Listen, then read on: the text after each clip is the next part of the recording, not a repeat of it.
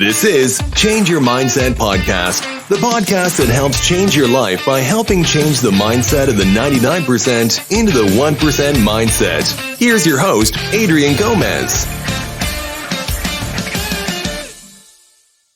Welcome to Change Your Mindset Podcast. I'm your host, Adrian Gomez. Kobe Bryant. I've not talked about him before, but I want to get deeper into his mindset. And I want you to hear from himself, his thought process, and why he did what he did. Most people know who Kobe Bryant is, one of the greatest basketball players of all time.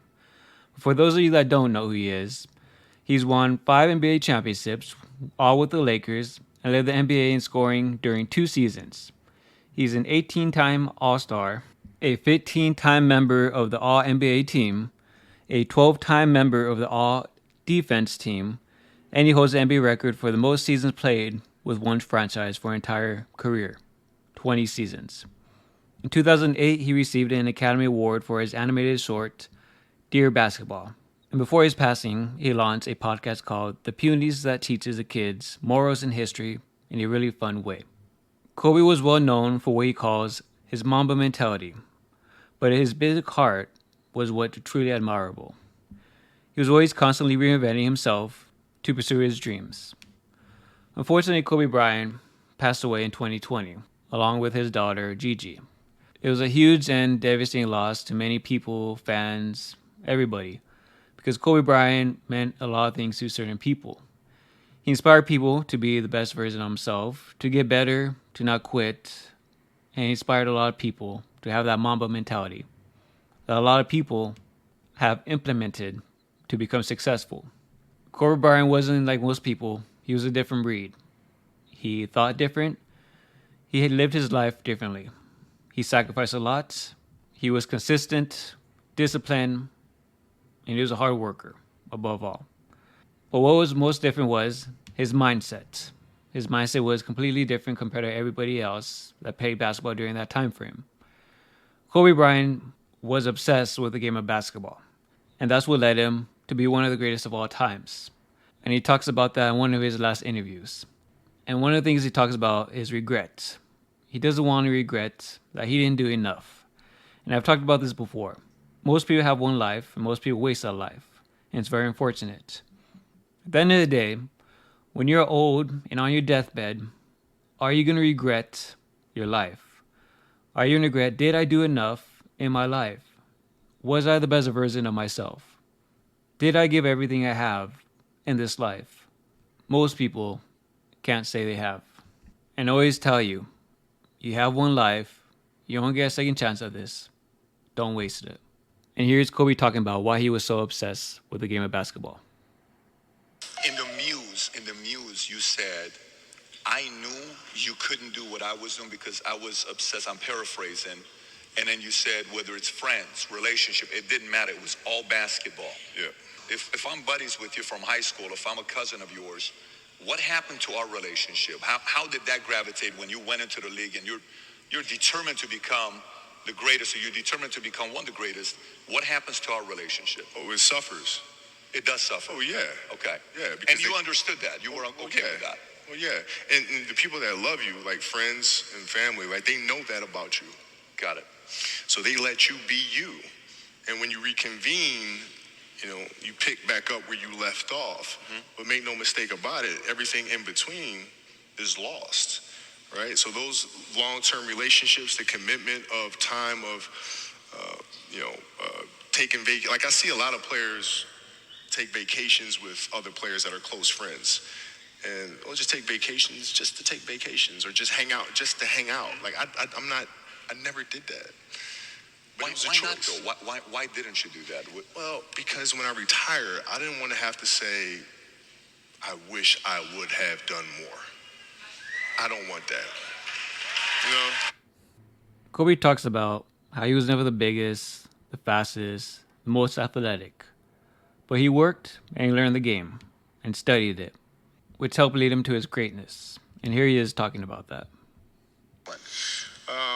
Well, I mean, every day. Since 20 years. It was an everyday process, and trying to figure out strengths and weaknesses. For example, jumping ability. Man, my vertical was a 40. It wasn't a 46 or a 40, 45. My hands are big, but they're not massive, right? So you got to figure out ways to strengthen them so your hands are strong enough to be able to palm a ball and do the things that you need to do. Quickness, I was quick, but not insanely quick. I was fast, but not ridiculously fast, right? So I had to rely on skill a lot more. I had to rely on angles a lot more. I had to study the game a lot more. And but I enjoyed it though. So like from the time I can remember when I started watching the game, I studied the game, and it just never changed. Next thing Kobe talks about, obviously he spent a lot of hours playing basketball, practicing, all that stuff. But even though he was tired and came home, he never sacrificed his family. I know I say family is everything. Even though he's tired, he still played with his daughters and they still did things. No matter how many hours he spent practicing or playing a game, he still put his family above all. He didn't sacrifice his main family. I know a lot of people have crazy days, crazy lives, maybe work crazy hours, or even work 2 jobs. But at the end of the day, you have things to do and you have responsibilities, no matter what. It's easy to give in and not do them. And it's harder to actually get up and do them when you're tired, exhausted, fatigued. And that's the difference between 2 people. People that will give up and be lazy and give in, or people that will actually be strong-minded and get up and do it no matter what. It's 2 different mindsets. The mindset you have is up to you. And here's Kobe talking about exactly that. But it's a balancing act, and that's the thing that's important, is understanding that we have to have so much energy. Because for like Natalia and Gianna when they were babies, especially Natalia because she was doing prime years, and I go to practice and I'd train and I'd play the game and I'd come home and I'd be sore and I'd be tired. And she wants to go swimming, she wants me to take her to the park, she wants to just jump on my back or whatever the case may be. You can't say, I'm too tired, I'm going to lay down. That's not fair. She don't know what the hell's going on, right? And if this was a game, you'd suck it up and play. I play games with the flu. I play games with 102-degree fever, man. Powerful. You can't do that. That is so powerful. Right? Well, the next topic Kobe talks about is he was asked, was there a game that he had a little bit of sleep? And he responds that he had no sleep. And he said no matter what happened, he still had to go to the game and perform. Because nobody cares about your situation, your problems you have at home, or your life. And it's the same thing in reality. Nobody cares if you have problems, or your situation is financially, physically, whatever it is. Nobody cares. You have to get up and do it no matter what. Whether you like to or not. Nobody's coming to save you. Nobody's going to do the work for you. Nobody cares. This all falls on you. Whether you do it or not, it's on you. If you're successful or not in life, that's on you. Whatever the scenario is, it's going to fall on you, nobody else. Nobody cares about your problems. You fix them, you solve them, and you move on. Another thing Kobe talks about after right now that you'll listen to is how society is going and how basketball players will take breaks just to be healthy later on in the season or during the playoffs, even though they're not injured or sick. I understand if you're injured and you cannot play at all. And he talks about how fans pay money to see players play. At the end of the day, fans are the ones who pay the salaries of the players. That's how it works. It's a business. Just think about this scenario. A father or mother or family takes their kid. Games are expensive. You have to pay for the tickets, maybe buy food, drinks, souvenirs, whatever it is. It adds up. And for a family, it gets expensive. So let's say this family saves up for a couple days, couple weeks, or a couple months. Day comes and they want to watch their favorite player play the game. And once they get there, they find out that the player that they want to watch, their all-star player, decides not to play because he wants to rest. How is that fair to the fans? At the end of the day, the fans get screwed over and the players still get paid, which is unfortunate. At the end of the day, this is a job for athletes. They get paid to work. This is their job. And it's an unfortunate thing to see nowadays. And Kobe Bryant and Michael Jordan, They played through injuries, sicknesses, no matter what. Because at the end of the day, they had a responsibility, they had a job to do, and they owed it to their fans who supported them. And players like these are hard to find nowadays. And that's why I have so much respect for athletes to actually go out and perform no matter what. Because nowadays society is completely upside down. And to have a mindset like this is very rare nowadays, unfortunately. But this mindset they had is what made them great and what made them the best of all times. And here's Kobe Bryant talking about it. Is there a story where it's like, no one knows about, where you went and played a game and it was so insane for whatever reasons? No sleep. You played a game with zero sleep. Zero sleep. Zero sleep. It's like, kids, Natalia had a certain, health situation or what have you, and you're staying up all night, and then you got to go out and perform because fans don't know. Teammates don't know, nor do they care, nor should they, that you've been up all night. You got to perform, right? And so you just got to go to work, man. It's respect. That's respect. And I think one of the things for some, if you follow basketball or not, that you and Mike had in common is that it wasn't, hey, I'm going to take 8 games off this year to try to stay healthy.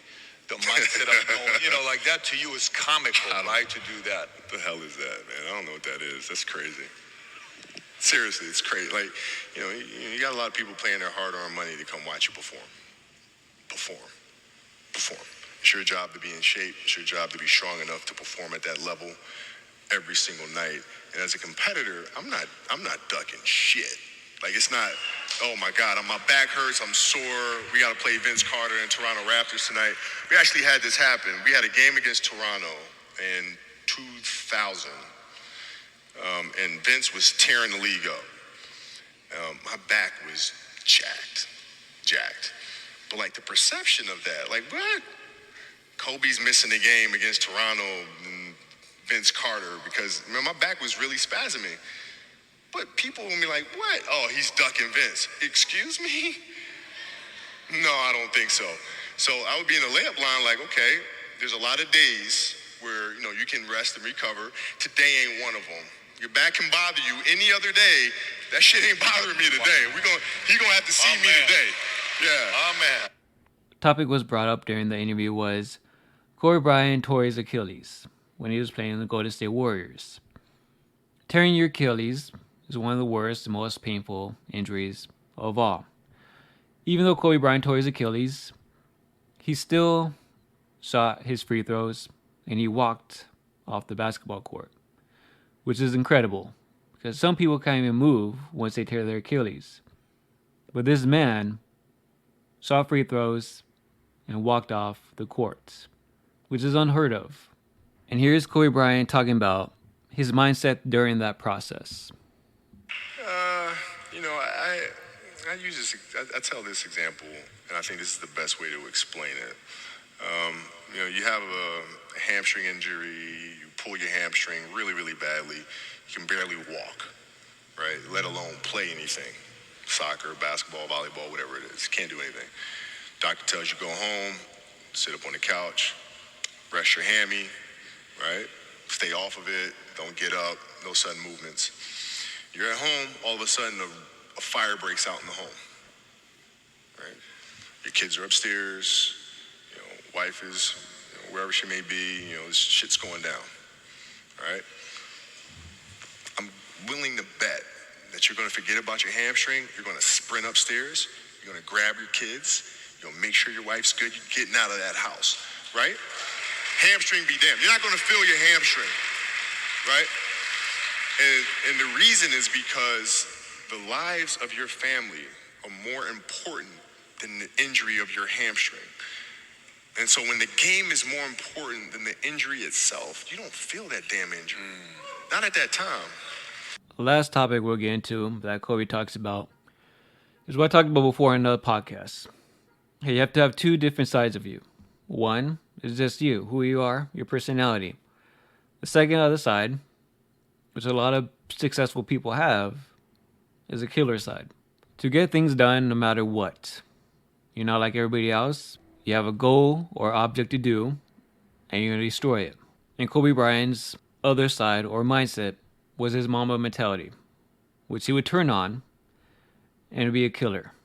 And you see it during his games, how he's relentless, ruthless, willing to do anything just to win. Because to him, winning was everything. And most successful people have that other mindset, the other half that you have to have. Because if you don't have it, the person that does have it will destroy you. And you will never be able to compete with them. Because they have a different side of them that they could go into to win. To be successful and get it done no matter what. They will squash you if you don't have the other side. So if you want to compete and be competitive, you have to have the other side. You have to have that killer instinct to get it done and to keep going. And here's Kobe Bryant talking about his Mamba mentality. Inspiration for me, emotionally, to be able to put myself in a place where at practice or when I'm training or during games, I switch my mind to something else. I switch my mode into something else, right? For me, it's the equivalent of Maximus Decimus Meridius in Gladiator picking up the dirt, smelling the dirt. It's go time, right? So that was my mental switch. It was like an actor getting ready for a film. You got to put yourself in that cage. When you're in that cage, you are that character.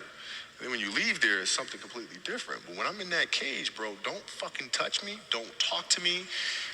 Just leave me alone. There used to be certain games, for certain key games. I don't think I've ever said this before. This kind of makes me seem very psychotic, but whatever. I used to play the Halloween theme song over and over and over in my headphones. Pre-game. Seriously. And it was important that it was Michael Myers because the mask itself was void of emotion. It has nothing to do with pressure, has nothing to do with hype, has nothing to do with camaraderie. It's stone cold killer. And I would listen to that song over and over and over to get. That's when you know you better run because That's what a lot of people did. Yeah, it's like coming out. It's gonna be a tough night. Yeah. Like I said before, Kobe Bryant was a different breed, just like Michael Jordan. They were competitive, ruthless, willing to sacrifice, and be obsessed with something to be great. And that just shows you what the outcome was. They were great, some of the best of all time. And most people will never get to that level because they're not willing to make sacrifice or be obsessed. In whatever field you're trying to be, whether it's success in money, fitness, whatever you're trying to do. If you want to be great at something, you have to do what great people do. You have to have that same exact mindset. That's what we always talk about, change your mindset. These people are the 1%. And all these people's mindsets I go into, that you listen to with these interviews, shows you exactly how they think. They're all disciplined. They're all consistent, which leads them to being successful. And if you want to be great and successful, you have to do what they do. Otherwise, if you did what they did and it didn't work out, these people would not be successful. They would not be great. But they are, because they do exactly what everyone else is not willing to do. And these examples I gave of these successful people, exactly what I talk about. They do exactly the opposite of what everyone else does, which makes them end up being great.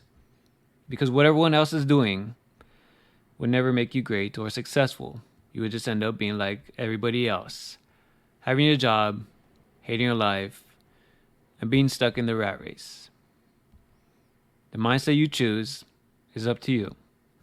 No one can take away your mindset. Your mindset belongs to you. If you want to have a poor mindset, you can be like everybody else.